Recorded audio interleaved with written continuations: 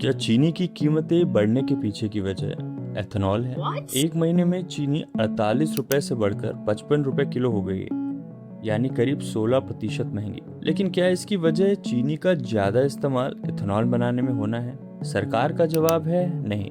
आंकड़ों की बात करें तो साल 2022-23 में करीब 12% चीनी एथेनॉल के लिए डाइवर्ट की गई थी, लेकिन 2025-26 में यह हिस्सा घटकर करीब 9% रह गया था। और भारत में बनने वाले इथेनॉल का लगभग 3/4 हिस्सा अब अनाज खासकर मक्के से आता है। तो फिर सवाल है कि चीनी महंगी हो क्यों रही है? तो सबसे बड़ा इसका कारण है इस साल अनुमान से कम प्रोडक्शन होना। शुरुआत में राज्यों ने अनुमान लगाया था कि इस सीजन में करीब 343 लाख मेट्रिक टन चीनी बनेगी, लेकिन अब अनुमान घटकर सिर्फ 306 लाख मेट्रिक टन रह गया है, मतलब 11% की कमी। गन्ने की फसल को लाल सड़न और अगोला कीट जैसी बीमारियों ने भी काफी नुकसान पहुंचाया है, और कई इलाकों में तो इतनी ज्यादा बारिश हुई है कि जल भराव के कारण प्रोडक्शन पर काफी इफेक्ट आया है। अब इसमें एक और फैक्टर जुड़ गया है, फेस्टिवल सीजन। मिठाई, बेकरी और दूसरे खाने के प्रोडक्ट्स में चीनी की मांग बढ़ने वाली है, यानी एक तरफ प्रोडक्शन से उम्मीद कम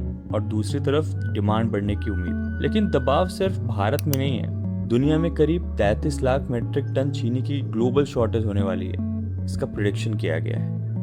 और अंतर्राष्ट्रीय कीमतें भी बढ़ रही हैं। 30 जून को चीनी करीब $474 प्रति टन थी, जो 20 अगस्त तक बढ़कर $552 प्रति टन हो गई है, यानी 2 महीने से भी कम समय में 16% से ज्यादा की बढ़ोतरी। फिलहाल भारत सरकार कीमतों को नियंत्रित करने के लिए कुछ कदम उठाने की बात कर रही है, जैसे 10 लाख मेट्रिक टन कच्ची चीनी के ड्यूटी फ्री इंपोर्ट की अनुमति दे दी गई है। इसके अलावा 1 अगस्त से चीनी के डीलर्स के लिए 400 टन का स्टॉक लिमिट लगाया गया है, जो 30 नवंबर तक लागू रहेगा। साथ ही मिल्स को 15 अक्टूबर से क्रशिंग शुरू करने की सलाह दी गई है, और उम्मीद की जा रही है कि अक्टूबर में चीनी का उत्पादन 10 लाख मेट्रिक टन से ज्यादा हो सकता है, जबकि सामान्य तौर पर इस महीने सिर्फ 3 से 4 लाख मेट्रिक टन का प्रोडक्शन होगा। वैसे सरकार का ये भी कहना है कि जो मौजूदा स्टॉक है हमारे पास, वो नई क्रशिंग सीजन शुरू होने तक आराम से घरेलू खपत के लिए पर्याप्त होगा। वैसे आपको क्या लगता है, चीनी की बढ़ी कीमतों को